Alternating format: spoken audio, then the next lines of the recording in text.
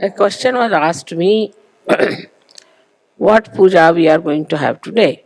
And I kept it a secret.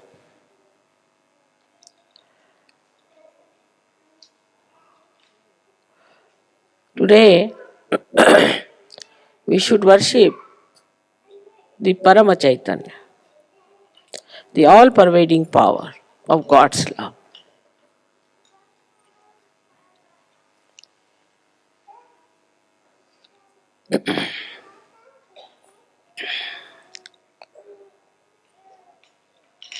We are aware that Parama Chaitanya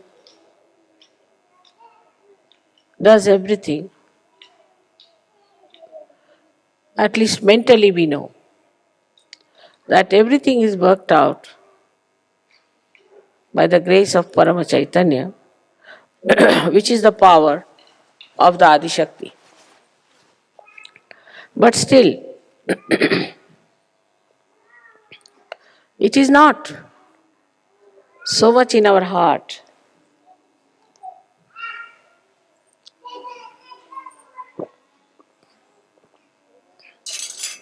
So much in our attention.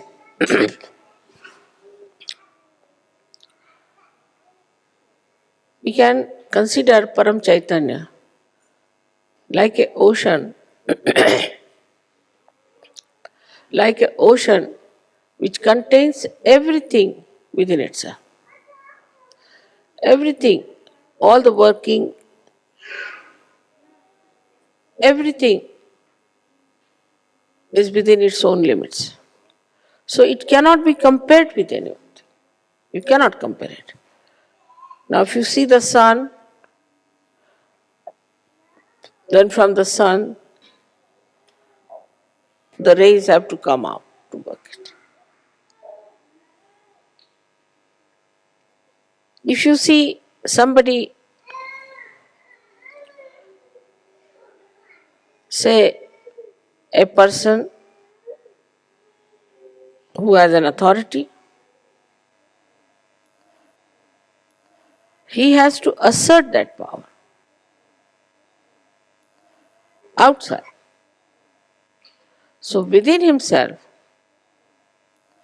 he doesn't work it out.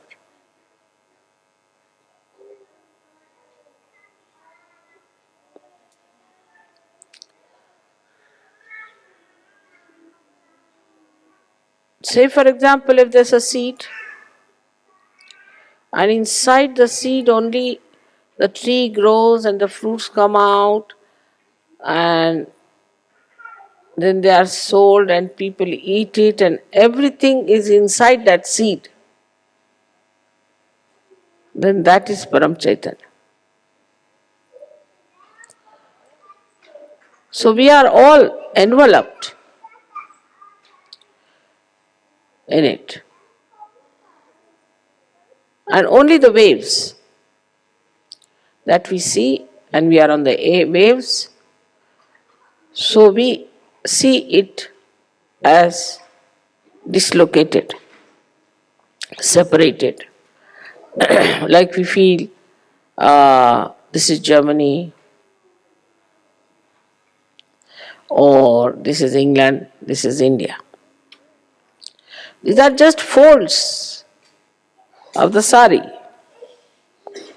of Parama Chaitanya, which look separated, but they are not separated. They are continuous.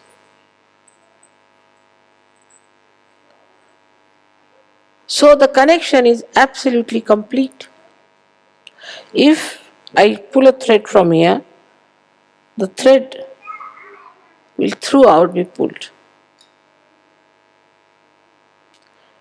In the same manner, this Parama Chaitanya is working within itself. And there is nothing without.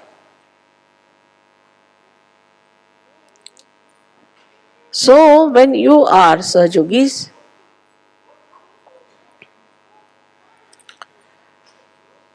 it pays special attention to you. Or I should say, it becomes absolutely one with you. Whatever you desire, whatever you want, also will be coming from the same Parama Chaitanya, if you are one with it. Like in a, say, turbulent ocean, some drops of water may fly into the air and start thinking that we are above. We are away from the world, away from the ocean. But again they have to fall into the same.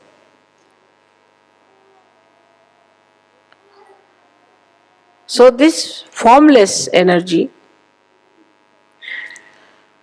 which has all the intelligence, all the coordination,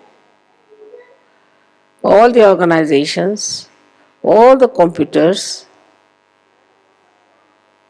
all the televisions, all that you can think of communication and of governing, of administration, and above all, it is the love. It is the love of God and love of your mother.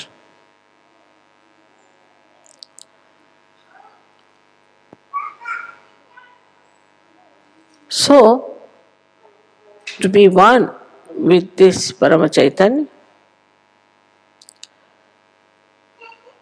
you have to know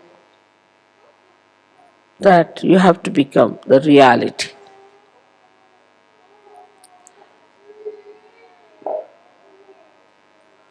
For example, if you take a photograph of mine sitting here, maybe my photograph might give you living vibrations, all right. Though it's a photograph.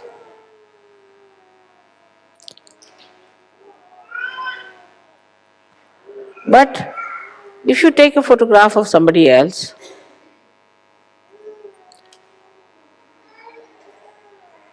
it will not work out sahajayoga.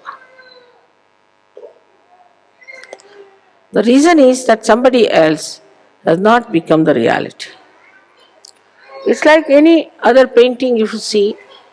Supposing we see a painting where it is raining. This rain does not nourish the flowers. It does not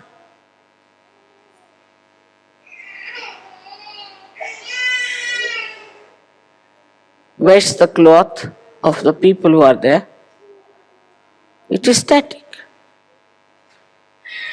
So in ignorance,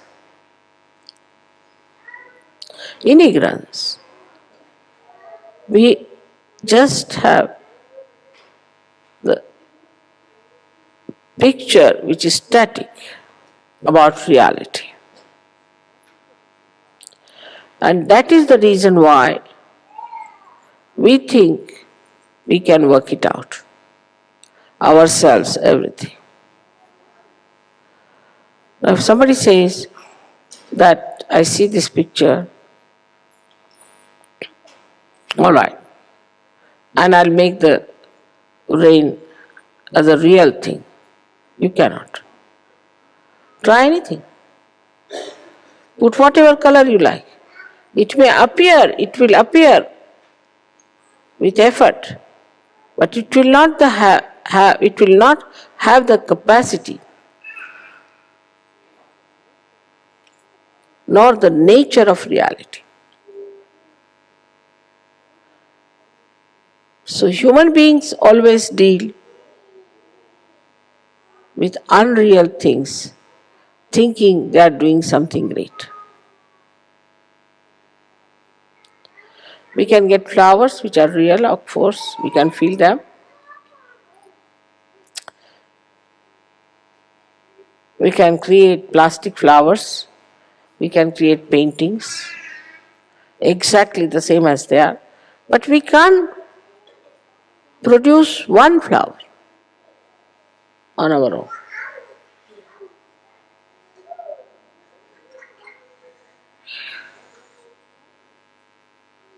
We'll have to go to reality. Is that the Mother Earth is going to produce it, or the Sun is going to help the Mother Earth.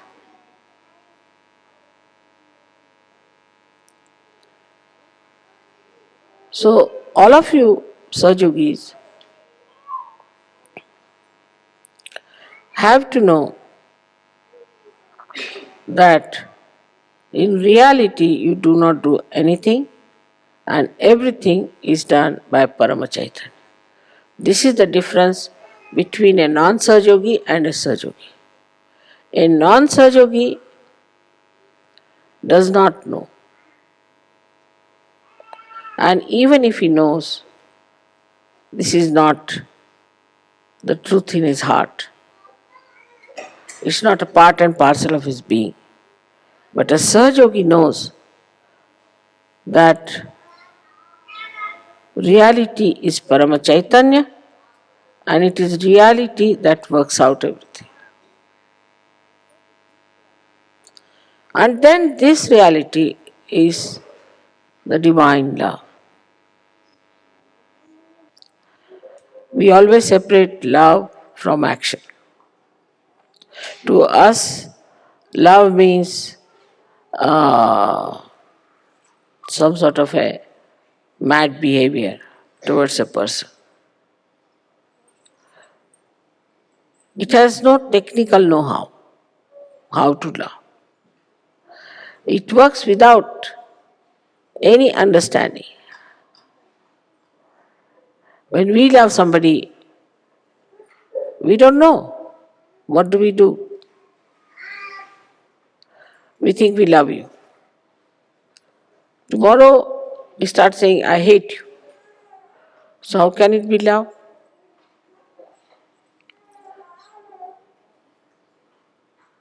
We love our own children, love our own family, love our own friends, which is so unreal. If it was real, it would never have failed. That you cannot definitely say that, all right, today you'll work for your son and be very selfish about your son. But you can't say tomorrow how he will treat you or you will treat him.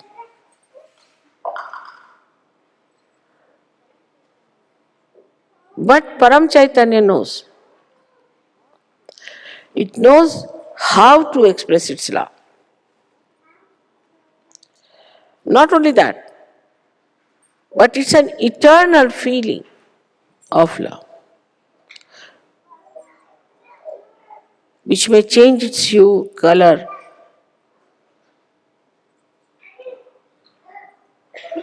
but the concern of that love will be the same. The essence of love is concern. Even if supposing somebody does wrong, the concern of the divine would be to correct that person. Concern. What we say as hita is the benevolence. So the concern for the benevolence will be all the time there, whether it may appear to be sometimes cruel, might appear to be affectionate, might appear to be overindulgent, whatever it may take a form, like a wave. Whichever way it may look, but actually it's for your benevolence. It works for your benevolence. Not only your benevolence, but the collective benevolence. And it knows very well what is to be done, how it is to be worked out. It does not have to go and learn from anywhere. Because the complete knowledge of all this know-how also within itself. It's such a storage of wisdom, knowledge, and love. So it does not deviate. Once you become a sahajayogi, the concern for your benevolence is all the time there. Whether you are punished or not is a different point. Some people might get a job. Some people will not get a job. With some people it will work out this way. With some people it will not work out that way. Then one may say that how is it? This Param Chaitanya is behaving like this. It's all for your correction. It's a big churning. Whatever works out for your correction and is for your benevolence, if you understand this point, then you'll never be disappointed in your life.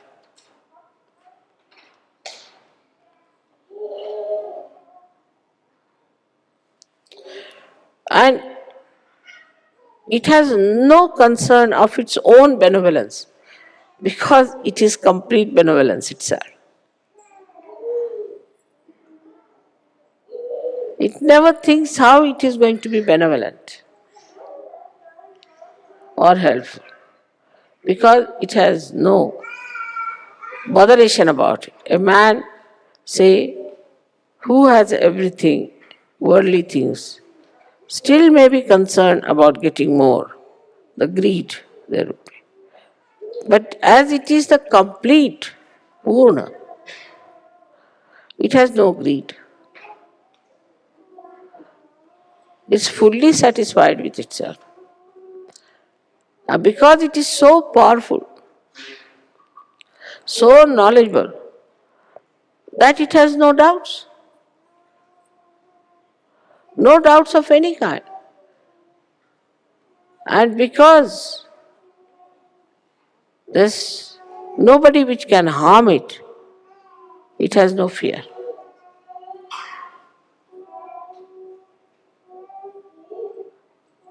And you all have now felt that Parama Chaitanya should give you a complete, fearless life, a peaceful life, and a joyous life. Like a child who finds his mother, then he stops crying. No more. Now he's found his mother. In the same way, you have found Parama Chaitanya and the connection within. So you don't have to worry for anything, don't have to think about anything, don't have to plan about anything. Only thing is you have to jump into it. Just jump into it. And know that you have become part and parcel of the reality. This, if you have understood, I think we have done a big job. Now we are in Germany, and in Germany, there have been people who have tried to shatter the hopes of human beings. But even that happening, that took place, all those horrible things happened, that so many people died. Of course, they are born again, no problem. And such problems came up that they were thinking that the whole world will be finished. They were so much worried. They thought that the whole world will be finished. But did not. But this war has taught us a lesson. It has made us more collective. It has made us understand each other. Otherwise, how do you come out of the ignorance that we are this country, we are that country, racialism, then this so-called nationalism, so-called patriotism, all these separating forces, divisive things, saw clearly we are all human beings. We should be treated as human beings. If you see the history, after every war, there has been a speedy movement towards knowledge of oneness of the world. It is something like you have in a spacecraft that a container is built in one into another. And the whole thing comes into a speed, some velocity. And then the lower container bursts or explodes. When it explodes, it gives a higher speed to the rest of it. And so the acceleration of the velocity takes place. And that's how one can go into the space. In the same manner, all these horrible things that have happened are explosions which brings you towards knowledge that there's something wrong with us. We are living with something unreal. Now the problems, today's problems as they are,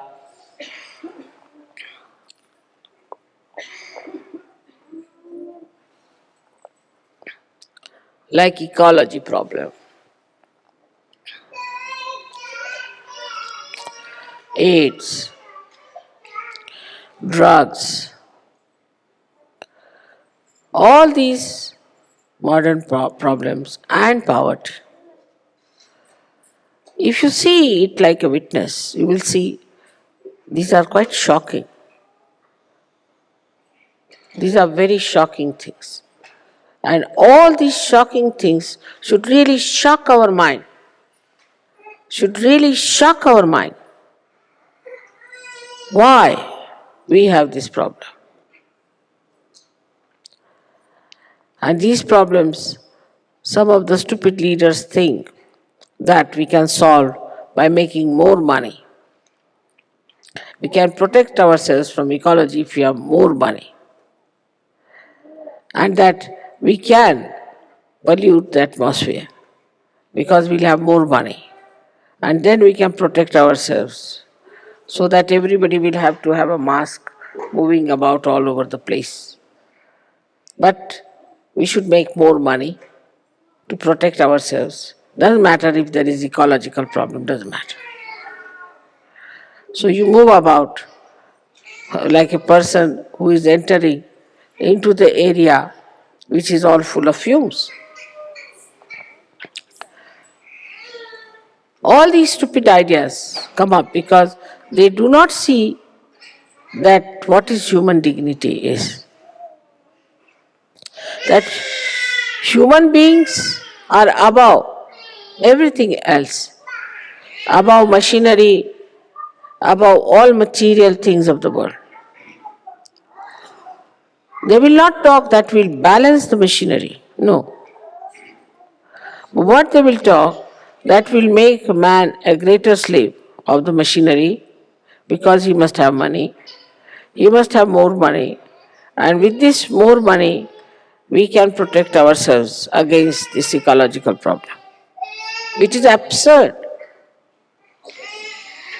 But if you understand the human dignity, then you have to understand that as a human being, we have to take a very positive, wise step to stop all the nonsense we have been doing.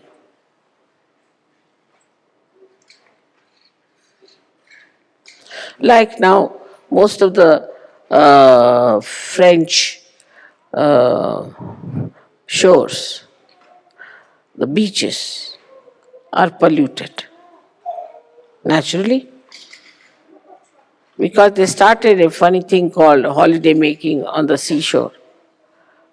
So, this is the result. Now, do what you please. You cannot do all that. It has stopped.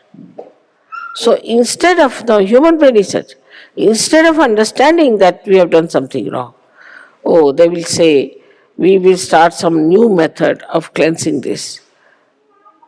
They will never condemn what has gone wrong with them, that they have become so addicted to this kind of a funny life that they have on the seashores. Now, AIDS, you'll be amazed that in America, why? Even they said that there were in Los Angeles itself 700,000 people who glorified themselves as martyrs of AIDS because they are achieving such a great goal of leading a life which is nonsensical, as if like a big revolution. And thinking that they are very, very great revolutionaries, great people, that they are supporting these AIDS uh, disease and glorifying it. Can you believe that this kind of assertion will be accepted? People only laugh at it. But everything is so money oriented. They like to advertise it. They want to talk about money help. They want to say that this is happening because uh, if they had more money, they would have taken more drugs. Because they have no money, that's why they are thieving. So we must give them money so that they can take drugs. Or they can take to this kind of life. On the whole, if you see, people have lived with something which is so unreal all their lives, absolutely unreal. And when it comes to facing it, that we've done a mistake, we should not have done this mistake, then they retreat and take another glorious image, artificial and unreal, saying that, oh, we are great, we are martyrs.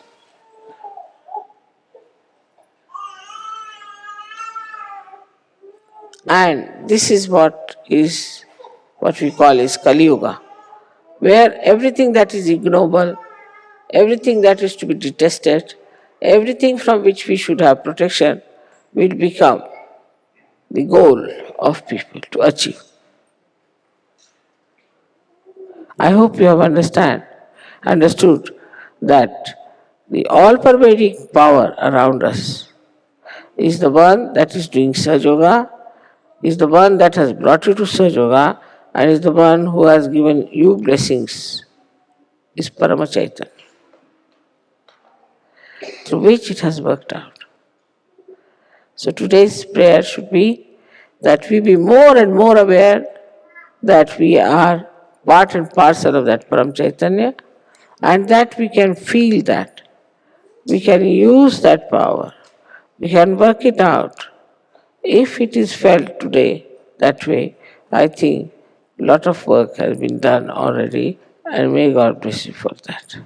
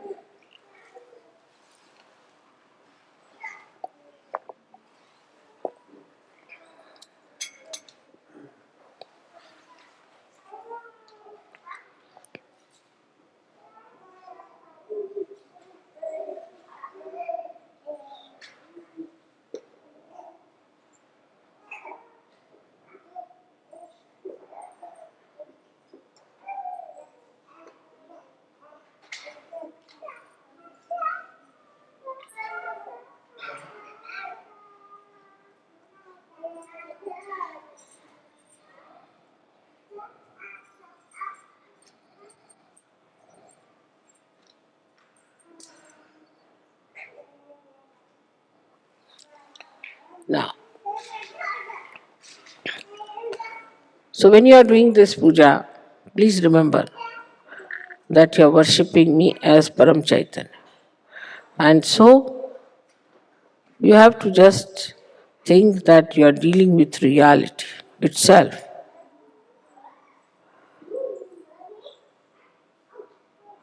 With that understanding, you have to do this puja.